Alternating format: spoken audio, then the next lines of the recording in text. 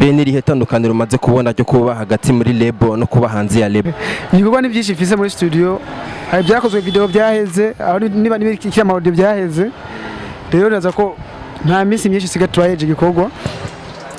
Urashaka kuba ukunda umuntu ntanabibona, ntanabiha agaciro. Urumva? Ugasanga ukunda bwo nawe awundi muntu ariko arirukako. Bakunze kuvuga ngo usanga uwukunda nawe akunda uwundi. Oh my baby yo, I'm ready now. Ndetse no mu gitanda.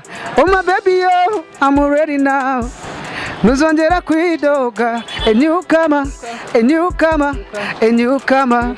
Ngo jewe ndi umunyuka, a newcomer, a newcomer, a newcomer. Ndacafise amabere ku munwa. Ndasana mama ku munwa wapi kwe. kandi tubona uri umuntu w'umugabo kandi ubushitse.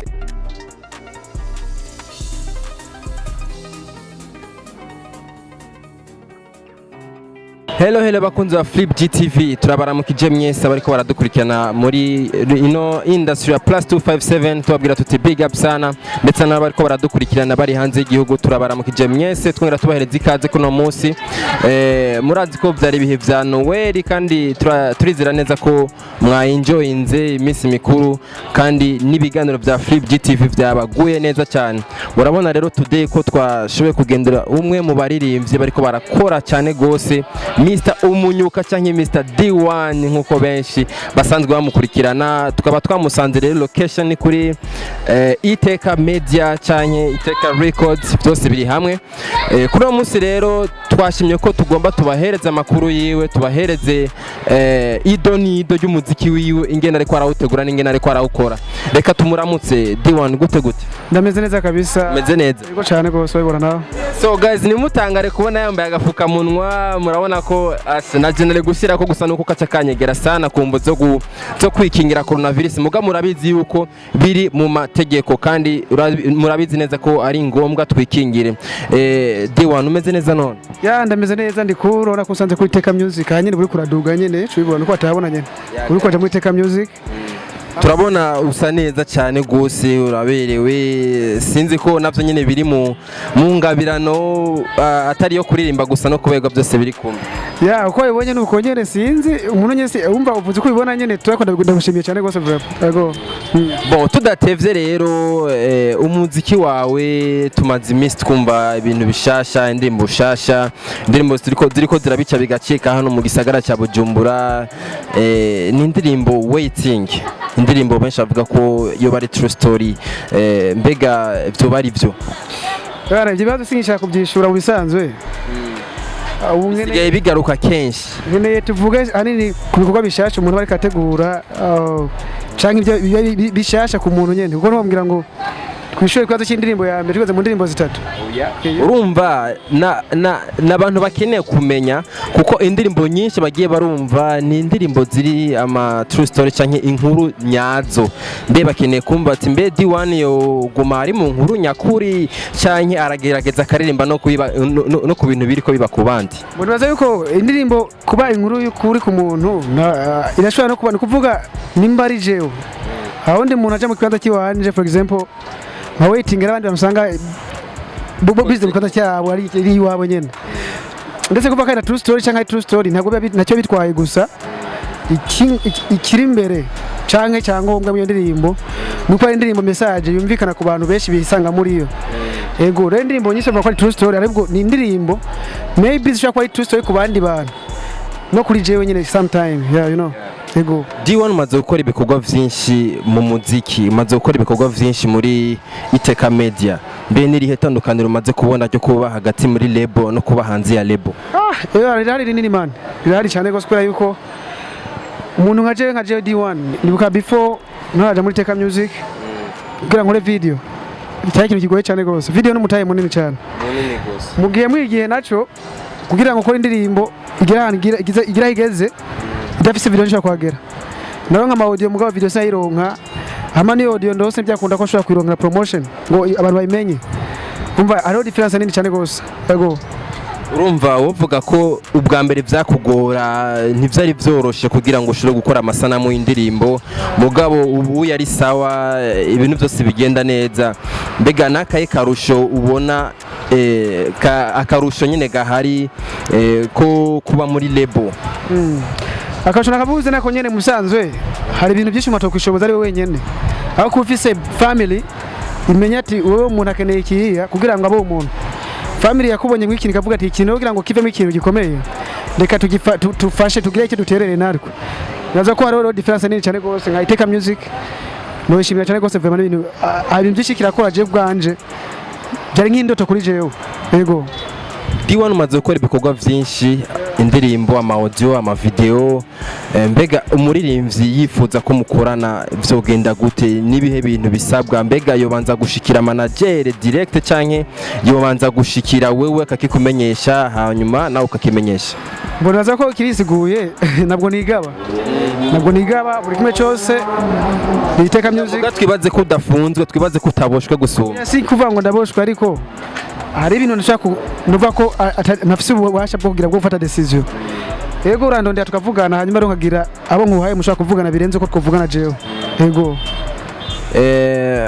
tumenyereye hasohoka urukurikirane rw'indirimbo ama EP ama album n'ibindi byinshi mbega wewe ko abafanzi bawe baguma bakwishyuza ibikorwa byinshi D ONE yaguma tunyoteza D ONE tuguma turindira ibintu byo bishasha mugabo turamurindira hagahera igihe kinini mbega wewe ico kintu ntacu uriyumvira ko cyo gukora ama EP canke ama album oya je ndibaza yuko ibi byose n'imipango je ndamuririmbye afise byinshi byo gukora ndaza ko hageze umuhazo azabikora avuga ati ko ndazi icyo abantu bakeneye ndamenya ati abafanzi b'umuziki bakeneye iki rero naho mba ntebye mugabo mbanzi ko ari ikintu runaka niko nategura kiza kuza kibashimisha ndumva kibagiza yerene no banagize yo guteba ariko suba kumba nanatevye nk'umuntu uva ko umunyuka nta mezi abiri ramara rero ntabwo ndatiba cyane gose kandi vuba to ikindi gikorwa nibaza ko ibigwa ni byinshi cyane gose ntagire ikibazo kabisa yego Yes abakunzi ba Flip GTV murumva ko ari D ONE ariko atubwira ko ibikorwa bihari ari byinshi kandi yiteguye kubahereza ibintu bimeze neza none D ONE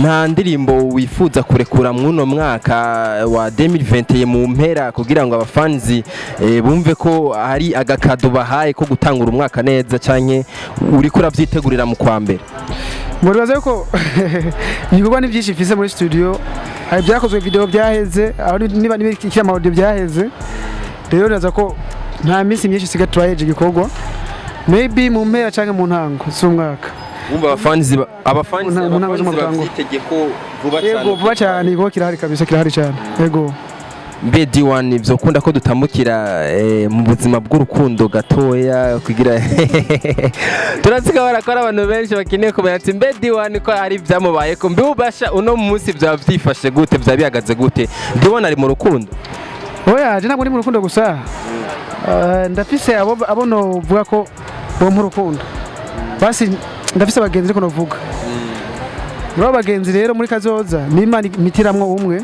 ubati uni sawa ego D ONE mbe umaze kubabaza undi muntu mu buzima bw'urukundo ukamuvanga canke ukamukinyuma ntago birashika ahubwo ndamaze kubabazwa gusa uramaze kubabazwa mugabo muri wewe intumbero yo kubabaza abandi ntiri muri wewe oya biravana ari umuntu ubona nko for example ushaka ufise umuntu ushaka ikintu wewe icyo kintu kora ko ari cyo kintu canya cyo kuri wewe ugishaka umuntu runaka sivyo aho gasanga umuntu nawe for example basi ndakubwira ikintu kimwe urashaka kubukunda umuntu ntanabibona ntanabiha agaciro urumva ugasanga ukunda abwo nawe awundi muntu ariko arirukako bakunze kuvuga ngo usanga uwukunda nawe akunda uwundi ya ukunda akunda uwundi nyene kenshi na kenshi rero muco gihe bibaye agiye bibabaza nkaje bibabaza nkunze nk'umukobwa usanga nawe ntabona kubwo nawe akunda uwundi muntu atamubona byo birasanzwe ku isi kubabazanya mu buryo ni kenshi byama byabaye nibaza ko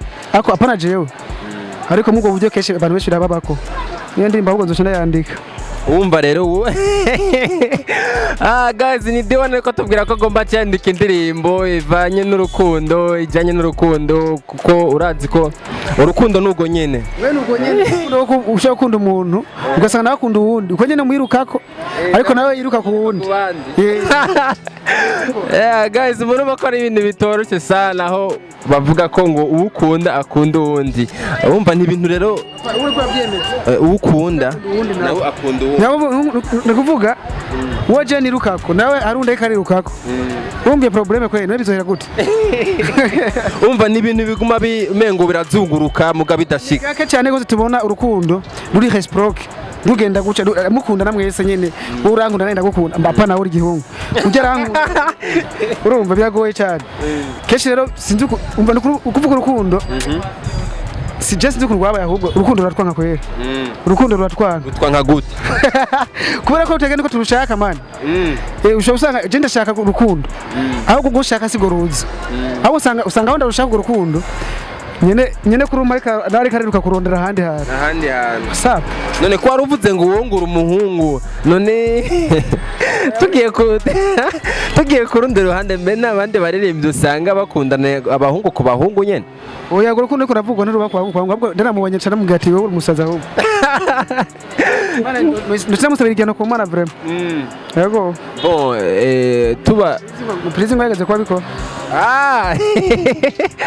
bon ijya nkuru twarayumvise mugabo ntitwayemeje bivanye nuko nawe nyine atashoboye kuvyemeza murazi ko ibintu bigoye ibyo bwari ubisha vraiment bari ibyo bwari ubisha bibi cyane none ababikora nabo nyine bavuga ko birimwo uburyohe ngo birimwo urukundo babibonamwo urukundo mbewe ntabyo ubona neza mbe ntibirashikaho nyine ukumva ko wonakunda n'umuhungu abo shitani yarabigaruriye mari byo tubivuga cyane umwanya munini tuvuga kumunyuka n'izindi ndirimbo kuvuze shitani urakunda gospel mugabo wewe rimwe rimwe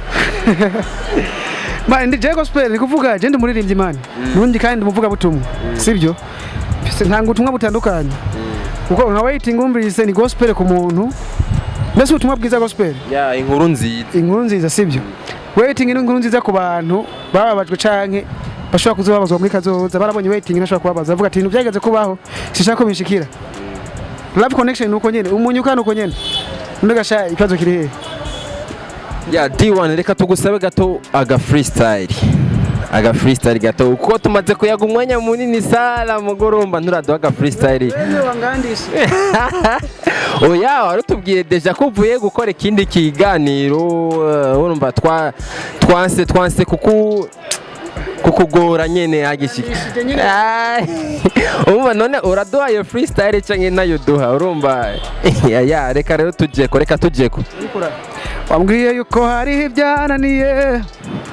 ibyananiye ngo nta na kimwe nshoboye ngo je nshoboye wavuze ngo nzobanze fate kuwingona kugira mbanze nkure wavuze ngo nzobanze fate kuwingona kugira mbumugabo my baby yo I'm ready now ndetse no mu gitanda my baby yo I'm ready now nuzongera kwidoga a newcomer ngo jewe ndi umunyuka a newcomer ndacafisa amabere ku munwa ndasa na mama ku munwa wapi kwe kandi tubona uri umuntu w'umugabo kandi ubushitse wapi je ndi umuntu w'umugabo bema bwana kwarameze naho nagufuse nirinze corona mugabo washize kagafuka muntu urumva wafutse nafuse ubwanwa kubera sinyifisa amabere ku munwa yes abakunzi ba Flip GTV murabona ko ikiganiro cyashushe sana ikiganiro cyaryoshe murazi ko mu mpera z'umwaka dukunda gutanga ibintu bimeze neza ibintu bishushe D ONE mbe nta ntuze featuring uri kurategura mu ndirimbo uri kurategura featuring nizobura nizobura kubera ko bisaba ko dukorana kugira ngo duteze imbere igihugu cyacu bice mu muziki cyangwa umuziki wacu gere kure umuziki w'Uburundi gere kure bisaba ko tujyamo tugakorana rero nabwiye n'abakuru bacu yuko bogira bofasha abapkaminga abantu bashasha bariko baraza bakiri hasi rumba bakatuba hafi bakatushira muri tele kugira ngo dufashe tugice duterere mu guteza imbere igihugu cyacu mu muziki oya mugabo D ONE tuvugana ukuri wowe uracyari umwapkaminyi ko moko ufise ibikorwa byinshi honyene oya muniyuka amatunda muniyuka amani usaba ko ndumukozi cende umukozi kabisa kandi bazoko naje gukora Imana gusa iduhe kuramba ituje imbere Imana imbere kabisa yego reka turangize ikiganiro D ONE reka turangize ikiganiro turagushimiye kwanza Ego nane bashimiye cyane go. Mwaduhaye akanya kanyu turakora ikiganiro cyo kimeze neza kandi twitege ibintu byinshi bimeze neza. Asante sana kabisa bashimiye. Nakaye kajambo basi woshikiriza abafanzi bawe mu kwitegura canke mu kukurindira ko ubahereza ibintu bimeze neza. Icyambere ni umwaka mushasha mwiza zuba biri mata n'ubuki bazahahe baronka. Imana imbere muri byose. Ego. Hanyuma babane gukurikirana kuri page yanje ni D1257. Muziki kuri ITEKA Music. Also agenda subscribe no kuri D1257 kuri YouTube naho nyene. Babe ndimbo za kera D ONE yagiye arakora. Iriko zose. Ego nibaza yuko byose Imana iri imbere yacu. Cyose bizokunda tuzogera kure. Twese hamwe dukore kuri guteza imbere umuziki w'u Burundi. Dukunda ibyacu gusumba iby'abandi kuko abandi barutanze gukunda iby'iwabo kandi impamvu tubona imenga bigeze kure. Twese dukunda iby'iwacu ntabwo umufana wa naka cyangwa naka.